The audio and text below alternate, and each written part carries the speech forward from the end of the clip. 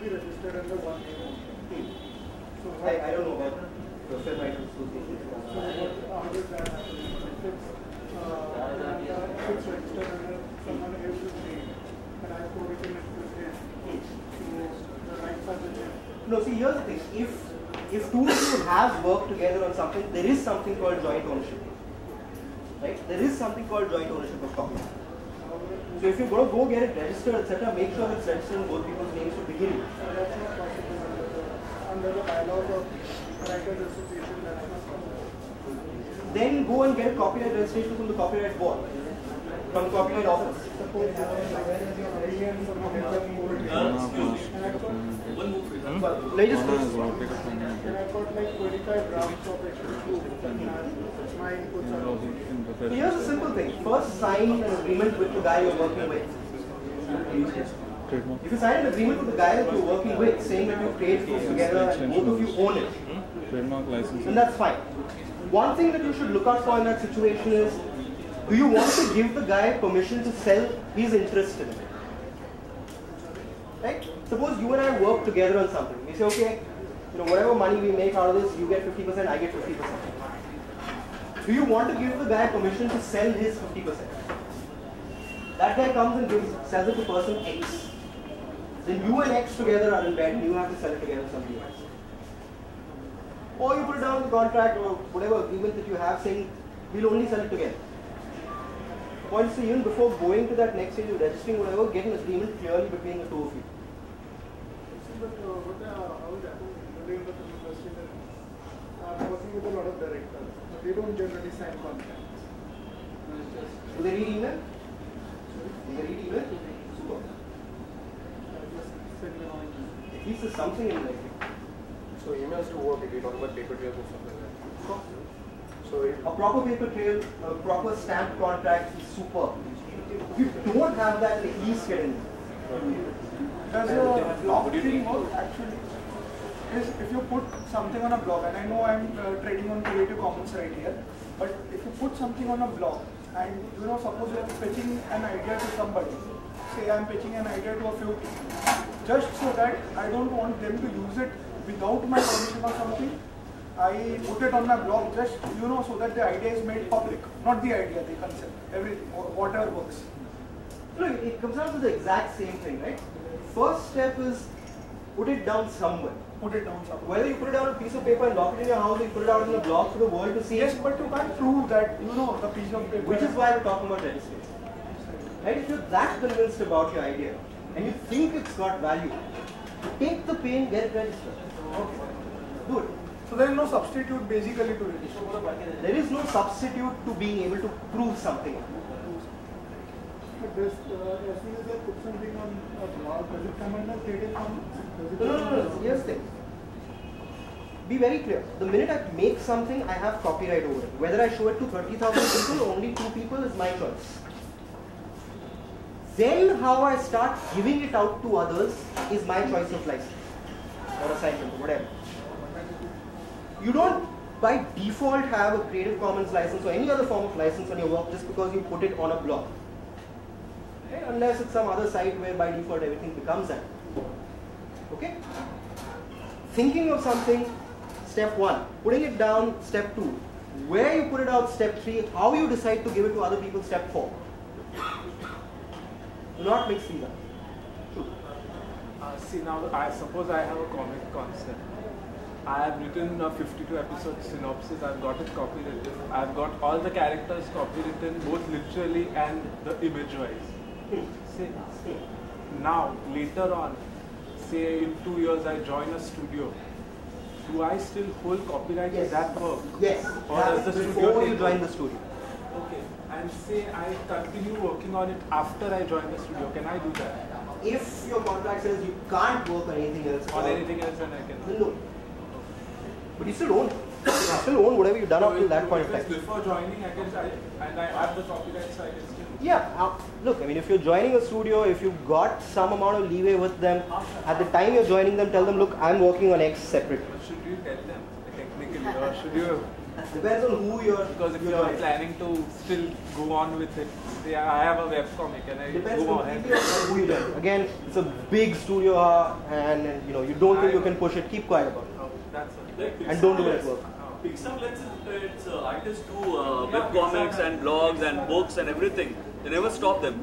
Even many animation studios in India, at the time of getting that job, you can tell them this is what I'm running right now, or this is what I'm doing right now, and I'll keep on doing that even while I'm doing your job. Though your work will never suffer because of that. I've seen people getting people agreeing to that. I mean, I'm making this documentary and I was working with a studio. I told them I'm working on this thing. I'll be working on this thing over the weekends or whatever time I get free. Sometimes that works against you. It depends. It depends. If you're joining a studio, chances are other people have joined the studio before you as well.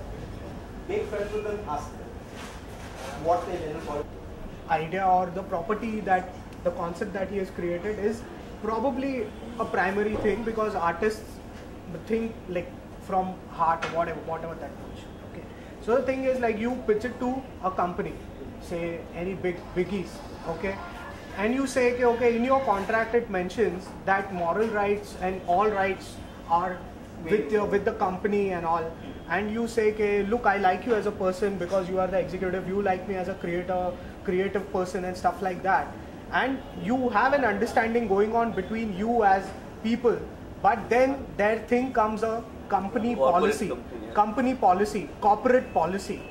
Okay, if you have this, then only we sign this. Though both the parties know that it is something unique for them as well as for us. Sure. What I've got to them on the table is something that they also want as desperately as I want it to be made. Sure. Now, can you press them to basically tell you modify this and fit it, say at least the moral rights should remain with me, or whatever adaptations you make, my name has to be there. See, here's the thing. You've got a legally binding contract on the one hand. Right. You've got something called a company policy on the other. Right. In that sense, this thing doesn't matter. What matters is what goes down into the contract. Now, can you push this guy? You said he likes you, you like him, depends on how much you like each other.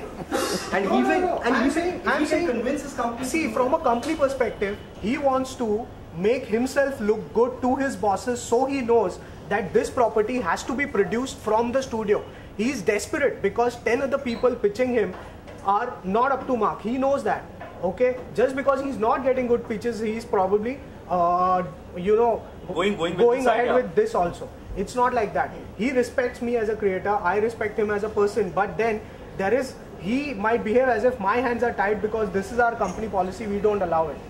Then what do? Do you stop, or do you still go ahead and say forget, like it's something that has to be made, so this much has to be sacrificed? Okay, so look, here's the simple thing, right? Suppose the two of you sit down and he promises you that he won't change it. Do you trust the guy? I would want it on paper. That's the point. If you have to get it on paper if you want 100% to it. If you can't get it on paper, then it doesn't count.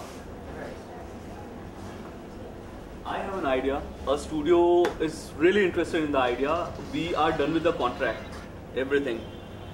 Now we sit together and the studio says, look, this is our studio. This is the narrative language that our studio follows. This is our brand image. We have to do this change, that change, and I'm agreeing to it because I know that Studio X is very different from Studio Y. Say DreamWorks and Disney will never produce similar kind of movies. If I'm going with DreamWorks, I have to make it DreamWorks के हिसाब से बनी हुई story, right? Now I start sitting with their executives, their creative directors, and we start developing the story further to suit DreamWorks needs. Okay. Now the story, the story that we end up with is say 40% different from the story that I came with. I own the copyright on the initial story, and these versions. See, before you said all of that, you said you'd already signed the contract. Yeah. If in that contract you waived moral right, you're saying you can change it around, then they can. They can. No, I'm talking about the credit now. Who holds the credit as a creator? Again. Me or them? No, as author. As author. you retain the right to be acknowledged as author, unless you waive that. Or you say that, look, I'm going to participate in your discussions and changing this around. If it hits a stage where I don't feel that I want my name to be attached with it, I can pull out of that. I don't want my name on it. You can put that down in the contract in the beginning as well. Okay, that will be there. What I'm talking about is, it's Alok Sharma's Super Dude, maybe, character. Okay.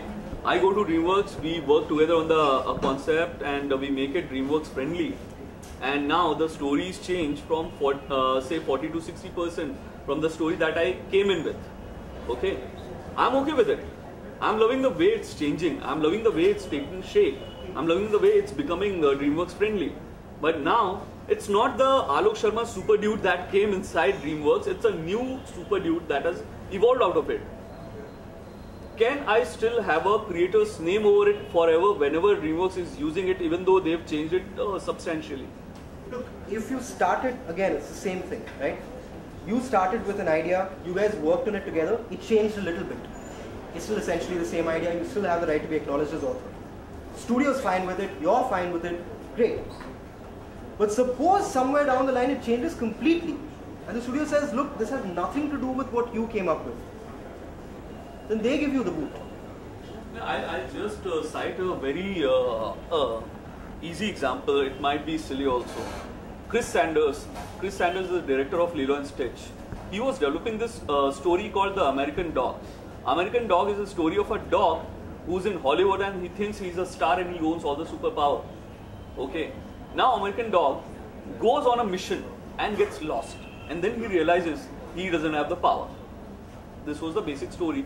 But Chris Sanders, being a very quirky storyteller, had a very funny take to it. He had aliens, this, that, radioactive rabbit and all that in the story. Then suddenly one fine day John Lasseter comes back to Disney as their creative director, as their, head.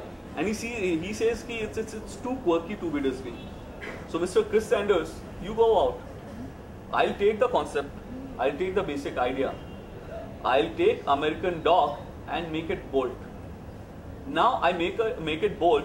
I chuck the rabbit out of it. I chuck the alien out of it. I chuck the route that the dog takes, because I made a movie called Cars, and in my movie Cars take the same route. So I want to incorporate a new route in the story, but the dog's thought process and the dog's character remains the same. Just the design changes. Chris Sanders goes out. Mr. Lasseter takes American Dog and makes Bolt out of it. Does it still remains Chris Sanders' idea? Does Chris Sanders still holds the right to say it was my idea, I need a credit on this thing? See, here's the thing.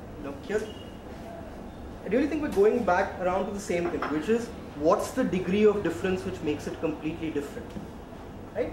Now, if the idea of X dog doing Y things in Z place is unique enough in itself, it doesn't matter whether he goes on a mission to Mars or Pluto, right? But if that is also important and all of that changes, it's not a dog anymore, it's a cat, it's not a radioactive cat or whatever this and etc., it's got completely different things, then it's changed, right? Again, it's up to the guy who thought of the first idea to go and say, I thought of this, it's still essentially my idea, at the least what you can do is based on a character created by such and such. Right? So if you negotiate with the studio and say, look, I get that the story is different right now, but it's based on stuff that I have done, at least acknowledge me as that. No creator would like to do that because his idea is brutally killed. I was just putting it as an example. No, I get that. Suppose I just want the publicity as an author and it's important for me. If he wants to, he can. Can. Should. No, I'm good. Unless people are bored. What?